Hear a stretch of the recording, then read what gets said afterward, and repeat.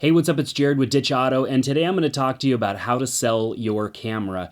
So if you got a new camera and you are wanting to sell it, you're not using it anymore, you don't need it as a backup, or perhaps you're selling a camera to upgrade to a new one, there is a lot to think about in selling a camera. And I've sold a lot of cameras over the years.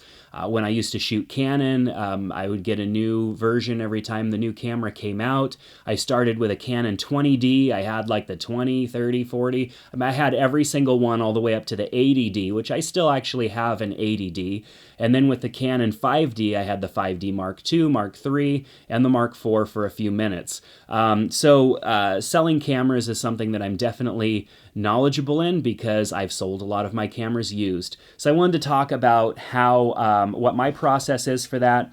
I did a video on the topic of why I'm getting rid of my Sony a7R III, so make sure to check that out. If you haven't, subscribe to the channel here because I try to put out information about cameras and lenses and stuff like that, but I also try to teach some things that I find useful. Some of those things are like this topic right here, how to sell a camera, how to get the most money out of the equipment that you have. So let's jump right into that. The first thing is to keep the box. I keep the box on all of my expensive purchases because I know that there will become a point when I will want to turn around and sell it so that I can get the next version. And I don't always get the next version, but even if I skip a version, still keeping the box and keeping it in good condition is something that people appreciate. And when you have the box, the original packaging and all of that stuff, it increases your potential to charge more for your camera. Even if your camera has a few little wear marks on it, typical signs of wear, you're going to be able to get more for your camera because you have the original packaging. And this is super important, especially if you're selling it online. And we'll talk a little bit later in this video about where to sell your camera online. So the box is super important, and we'll go through the box as I go through the process of getting my camera ready here and packaging it up and getting ready to send it off. So the next thing is to clean your camera. Obviously, our cameras can get a little bit dirty. They're in our hands all the time. We're out and about shooting, and our hands sometimes aren't clean, or maybe we're sweating into our camera. That is common. Our cameras collect a lot of dust. They are an electronic device, and that just tends to happen. So I use what's called a lens pen, and I'll put a link down in the description to this below. This thing is fantastic. I use this all the time. It has a brush on one end, and then it has, I'm not exactly sure what this is called, but I use this to clean the face of my lenses all the time because you want to be very careful, even though that it's tough glass, you want to be very careful with what you use to clean the front of your lens. So I use the brush quite a bit, especially on the eyepiece of the electronic viewfinder. That gets a lot of dust and stuff in there, and it seems to be a real pain in the butt to just kind of like get a towel or something and stick it in there and rub it around. Now, a lot of times I'll take the eyepiece off here, and so that way there's less in the way, and I can kind of get the brush in there. And I might just apply a little bit of air from myself, trying not to spit on the camera, of course, because as I'm brushing the dust around, the air is blowing it out. And of course, they make like a little device that you can squeeze and blow air onto your camera. I have like 5 of those. I just never know where they are. I keep the lens pen with me all the time, though. I take it with me on every shoot. It's always in my bag. So go through and just kind of brush out every little aspect of the camera. If your screen on the back is dirty, I use these microfiber, and this probably is not going to green screen out of my background very well. It is yellow, so we'll see what happens. But I use these microfiber cloths and just kind of keep everything clean. Absolutely love these. You can get these on Amazon, a big stack of them for really cheap. I'll make sure to link to those below. I've ordered these multiple times. They're cheap enough to where you don't really have to worry about like washing them and keeping them. You can just throw them away, because I found that microfiber is kind of a pain in the butt to wash anyways.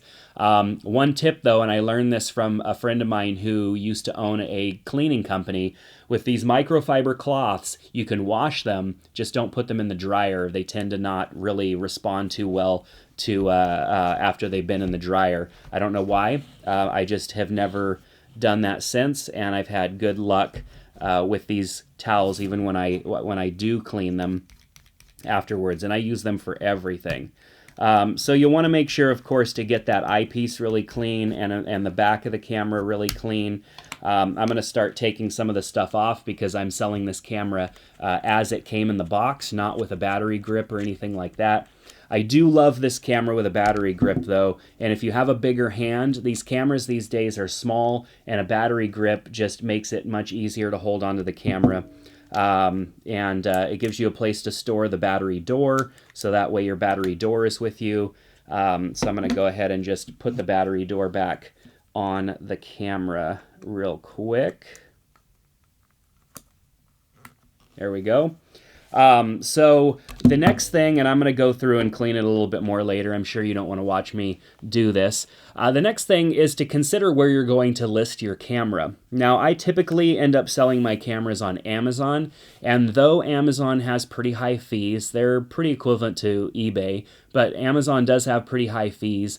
But you can typically sell your camera for more on Amazon than you can on eBay, and sometimes even in person for cash. Those are other options. Of course, there's also Facebook Marketplace and stuff like that as well. But I tend to sell my cameras used on Amazon, and I get a higher price for them because most of the people selling used cameras and used stuff on Amazon are wholesale businesses, maybe Amazon warehouse deals, and so they list in their defects and stuff with the camera, scratches, whatnot. Most of my cameras I've sold have never had any like scratches or really any signs of wear other than them just being a little dusty, and I clean that off. But I list the fact that it comes in the original packaging. Personally, I fill out if I'm listing it on Amazon, it gives you the option to add a note about the condition, and that's where I list comes with original packaging in like new condition, because this box is like, I mean, this could be on the shelf and nobody would even known that it ever sold before. It's like in perfect condition. I list the condition about the camera. I explain how much I used the camera. Maybe it was my backup camera and I didn't use it that much, so it has a low shutter count. If I know the shutter count, I will list that as well, and that means how many times that you've taken a picture, the shutter's opened and closed. And there's software, depending on the camera that you have, that can test that for you. I know with Canon, it requires a little piece of software you put on your computer and you plug in USB, and same thing with Sony. I don't know about Nikon, though. So you want to list the shutter count as well, because that's a question that people often ask. And then you want to choose the appropriate condition, like whether it's like new or good condition or something like that, or maybe it's not in good condition, it's really used. And then just, the next step really is be honest with your listing, because when you're listing it, you don't want to talk up your camera and make it sound like it's better than it is, because people are going to expect exactly what they're going to expect new if you didn't say otherwise. If you listed your camera as like new because you can get a few more dollars out of it and it's not like new, you're going to run into some issues with the person buying your camera. They're not going to be happy with their purchase. And of course, on all of these platforms, they can leave a review or choose whether it was a good experience with you or not. So you want to be careful there. I would also, even if you have an extra or something extra that you've used with the camera to send with it, that sets your listing apart and potentially can get you more money out of it as well. Like, for example, these new Sony cameras have a new battery type. But when I was selling my Sony a6500 cameras that I wasn't really using anymore, it was using the old style Sony battery. And so when I sold my Sony a6500, I listed that it would come with an extra battery, and I listed my price a little bit higher than the other ones. It wasn't above retail, but it was definitely close to retail. I didn't lose too much money on the sale of my Sony a6500, which of course I used those cameras quite a bit for quite a while, produced a lot of videos with them. I got the value out of the camera and was able to sell it and only lose a little bit, but I had all these extra batteries, and I would rather get a few extra dollars out of my camera by providing an additional battery than try and list and sell individual batteries. It's tricky selling individual batteries because people assume you're selling a battery by itself because you're not using it anymore, and that probably means you did use it a lot. And it's kind of hard to walk that balance. But if you're looking at paying for a camera that's, $1,500, an extra $20 and you get another battery, it's worth it to most people. So think about how you can add some sort of an extra. The next thing that's really important is to go into your camera and actually reset the settings to factory.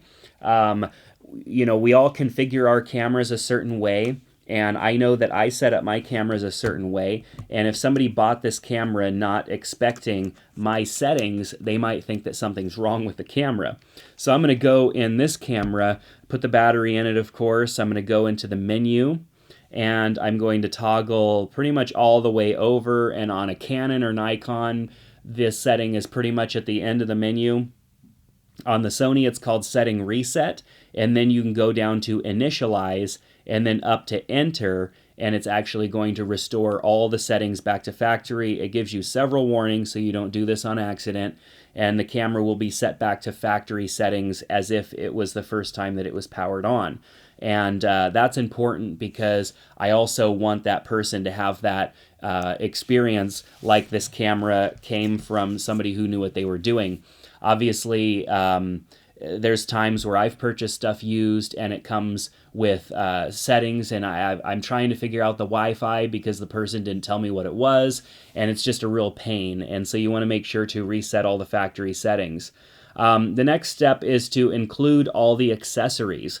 Now, because a lot of the accessories that come with these cameras are universal to a lot of other devices, I just leave them in the box. So of course, I take the battery charger out. I need something to charge the battery. I use the battery that came with the camera, but I don't use the camera strap that came with the camera. I already have another camera strap that I like better. So brand new camera strap in the box. People are going to like that. Nobody wants a used camera strap that somebody's been sweating into. So brand new camera strap. The for this camera specifically, the USB-C cable that you can use either to connect to a computer to transfer files or update the software on the camera, or to plug in to charge, is brand new in the box. There's a lot of brand new stuff in the box here. If I open up the box, everything looks brand new. I don't use the manuals or anything, so they're all there.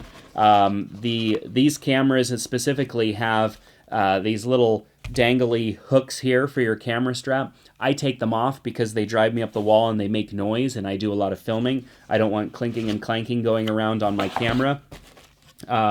Here's the bag that the battery, I think, went in. Here's the brand new A7 camera strap. There's the other bag that I think, I don't even know what went in that. Some other sort of accessory. And then over here is what the camera itself went in. And all of these items are in here. I saved them so that I can package the camera back up the same way that it was sent to me when it was brand new. And that's just a good experience for the person that's buying your used equipment off of you. So I keep all of the stuff pretty much as new unless I absolutely need it. Such as the battery for the camera and maybe the charger. Typically, if I purchase two of a certain camera, I just use one of the chargers and I keep the other one brand new because a lot of times I'm charging my batteries overnight, especially these cameras, these Sonys, you can plug right into the side of them with USB-C and charge them. And so there's really not as much of a need to use the physical charger. And so sometimes I just leave that in the box. I know with my A7 III, it's still brand new in the box. So that's pretty cool. I also send a charged battery. So you really have to be careful with this because depending on the battery type that your camera has, some regulations with the shipping companies want your battery to be discharged or whatnot. When you do ship a camera, the postal service here in the U.S. is going to ask if there are batteries or anything potentially hazardous in it. And the rules are, if you go and read the rules, it's the same for UPS, FedEx, and UPS, USPS, all of the major shipping carriers. if the battery is inside the camera, you're okay. If the battery is outside of the camera, you have to put that warning label on the side of your box that it's potentially hazardous. I don't know why that's the case, but I've had on several occasions I've went in to ship something. I sold a drone that I wasn't using anymore, and because the battery was not inside the drone, even though it's a removable battery, which is silly logic, but because the battery was not inside the drone, I had to go through some extra hoops. I wasn't able to send the package expedited. It had to go ground. It was a whole ordeal. But I was informed that as long as the battery was inside, and I did verify this by going and reading online, that is the fact. It's inside the camera. It's fine. But I charged the camera battery up all the way. It's a small battery. It's not going to cause any problems. I charge it up because I like the person to be able to pull the camera right out and start to use it, having a battery that's charged. If it was a battery that was a larger capacity battery, I wouldn't do this because there's risks involved there that I don't know if it's the FAA or whoever does those regulations supposedly has fears of, but small capacity batteries like this, not as big of a deal. And so I send a fully charged one. And of course I make sure to follow the shipping guidelines. And if those guidelines change, I will update my ways and come back and make a note in the description of this video as well. Number 8 is you want to pack everything safely and ship it in a box, all safely and securely. I look for boxes that are just a little bit bigger than the box that I'm shipping, so there's a little bit of room to put some packing and padding around it. If there's any impact that happens to the box, I want there to be like a good 2 inches that can absorb that impact before it affects this box. I don't like receiving packages that have any form of damage on them. On the outer package, sometimes you can't keep that from happening because the carriers are rough with the packages. But as long as you package your camera properly, they're going to be pulling this out and it's still going to look brand new, even if there's some dents or dings in the actual shipping box. Then the last thing is just to follow up with an email to the buyer. If you sell online, such as Amazon or eBay, even though there are ways for people to provide feedback on there, they don't always do that. So I always, after the shipping date or after the delivery date, a couple of days later, I always send a message just saying, hey, hope you received the package fine. If you had any questions about it, like I actually do know quite a bit about the camera. If you have any questions, I'd love to answer those for you. And if you don't, please go to my profile on here and leave a review or give me positive feedback or something like that. I'm looking, especially on eBay, where most people say A+ seller, shipped quickly. I'm looking for something a lot nicer than that, not just the default, piece of junk little comment that somebody can automatically throw in there. I'm looking for something authentic. That's what's going to reinforce somebody's decision to pay a little bit more for one of my cameras that I'm selling because I have those good reviews, those people writing a review saying like, oh, the camera looked brand new. I would have never known he used it if he hadn't have sold it to me used. And he sent an email. I had a couple of questions. He answered them. Like, I want those types of things in the comments or the review or whatever. That's just what I'm wanting to put out there to the world, and it definitely justifies people spending a few extra dollars on a camera that I'm selling because I know that I took excellent care of the camera. I'm selling them a camera that's in fantastic condition, and I'm also providing fantastic service. So those are some things to think about when selling your camera on, online or in person. Obviously there are fees involved with Amazon or eBay. If you sell on Facebook Marketplace or something like that for cash, just be safe. Of course, I'm sure you've heard of people posting stuff on Craigslist or Facebook Marketplace.